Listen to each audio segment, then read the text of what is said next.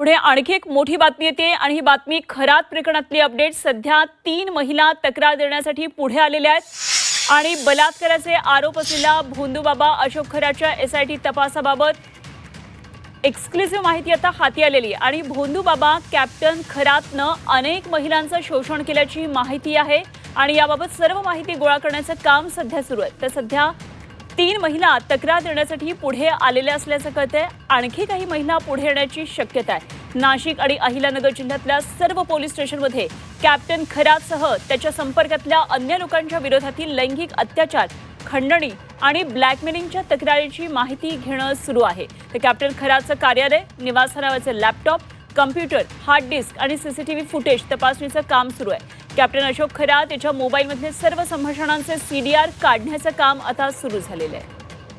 आणि या संदर्भात आणखी माहिती जाणून घेऊया। आमचे प्रतिनिधी योगेश खरे सध्या आपल्याबरोबर थेट नाशिकमधून जोडले गेलेत। योगेश, सध्या एसआयटीची चौकशी तर सुरू आहेच, मात्र मोठी बातमी येते ती म्हणजे 3 महिला आता खरात विरोधात तक्रार करण्यासाठी पुढे आलेल्या आहेत। आणखी काही महिला येण्याची शक्यता आहे आणि त्या दृष्टीने पोलिसांची पावलं उचलली गेलेली आहेत। काय नेमके तपशील?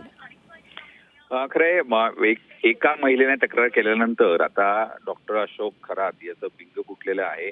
त्याची भोंदूगिरी पूर्णपणे उघड झालेली आहे आणि ज्या महिलांना आर्थिक आणि शारीरिक असं दोन्ही प्रकारे शोषण करण्यात आलं होतं, त्या महिला आता हळूहळू आपली हिंमत या ठिकाणी तयार करताना दिसत आहेत आणि पुढे येत आहेत। यामध्ये महिला अधिकारी तेजस्विनी सातपुते यांना नियुक्त करण्यात आल्यामुळे एका महिलेशी बोलणं आता त्यांना सोपं झालंय।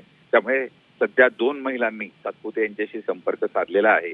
एकूणच त्यांच्याबरोबर झालेल्या ज्या घटना आहेत त्या त्यांना सांगितलेल्या आहेत आणि त्याविषयी पण आता चौकशीला सुरुवात झालेली आहे। एकूणच या महिलांची नावं गुप्त ठेवण्यात आलेली आहेत। त्यांची आयडेंटिटी कुठेही डिस्क्लोज होणार नाही याची काळजी घेण्यात आलेली आहे आणि त्याचबरोबर या महिलांनी सांगितलेल्या अनुषंगानं आणि दुसरे बाकी ज्या घटना एकूण घडलेल्या आहेत, जे गुन्हे शिर्डी वावी परिसरामध्ये नोंदवण्यात आले आहेत आणि यापूर्वी सुद्धा इतिहासात जिथे जिथे त्यांच्या विरोधात गुन्हे दाखल झालेले आहेत, या सर्वांची तपासणी करण्याचं काम हे आता एसआयटीच्या मुख्य कार्यालयामध्ये या ठिकाणी सुरू आहे। नाशिकच्या हेडक्वार्टरमध्ये हे कार्यालय स्थापन करण्यात आलंय आणि संपूर्ण चौकशी ही आता खरातच्या उपस्थितीमध्ये केली जाते।